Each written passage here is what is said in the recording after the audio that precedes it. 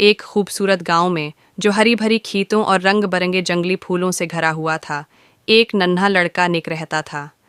निक फितरतान बहुत मुतजस्सिस था और हमेशा नई चीज़ें सीखने और दुनिया को दरियाफ़त करने का ख्वाहिशमंद रहता था। एक रोशन सुबह, जब निक जंगल के करीब खेल रहा था, उसने एक नन्हे खरगोश को पत्तों पर चरने में मसरूफ़ देखा।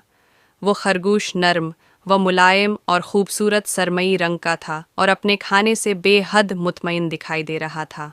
निक खामोशी से उसे देखता रहा ताकि वो उस नन्हे जानवर को परेशान न करे। उसके गांव में ये माना जाता था कि खरगोश को देखना खुशकिस्मती की अलामत है। निक को अपनी इस दरियाफत पर बेहद खुशी महसूस हुई। सारा दिन निक के जहन में वही खरगोश है गर्दिश करता रहा। उसने ये बात अपनी दादी से कही, जो गांव की लोक कहानियों और रवायात का वसीया इल्म रखती थीं। दादी ने निक को बताया कि वाकई खरगोश को देखना नेक शगुन होता है। ये सुनकर निक का दिल मज़ीद खुशी से भर गया और उसने इरादा कर लिया कि वो दोबारा उस खरगोश को देखने जाएगा। अगली सुबह निक दोबारा जंगल की तरफ गया।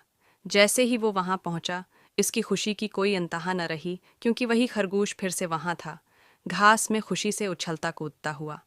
निक ने एक अजीब बात नोट की। ऐसा लगा जैसे खरगोश उसे समझ रहा हो। जब निक ने धीरे से सरगोशी की तो खरगोश रक गया और उसकी तरफ देखने लगा। इसके नन्हे कान तजस्सुस से खड़े हो गए। इस दिन के बाद निक रोज़ाना खरगोश से मिलने जाने लगा।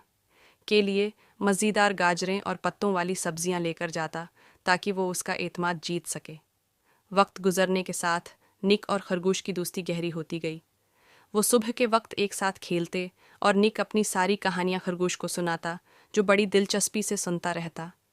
निक की जस्तजू ने उसे गांव में मौजूद खरगोशों के बारे में मज़ीद जानने पर आमादा किया।